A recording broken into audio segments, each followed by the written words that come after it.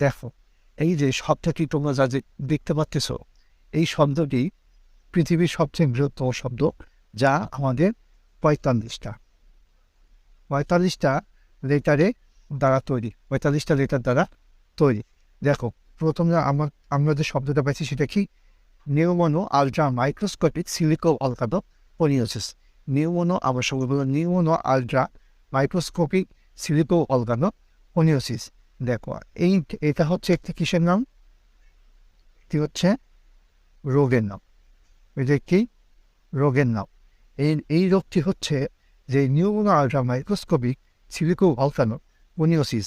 এই রোগটি আমাদের ফুসফুসে সাধারণত যখন ধুলাবালি যখন ভিতরে প্রবেশ করে, আমাদের নিউমোনিয়ার মতো ঠিক সেম ধরনের একটি রোগ যা ফুসফুসে আমাদের আক্রান্ত করে।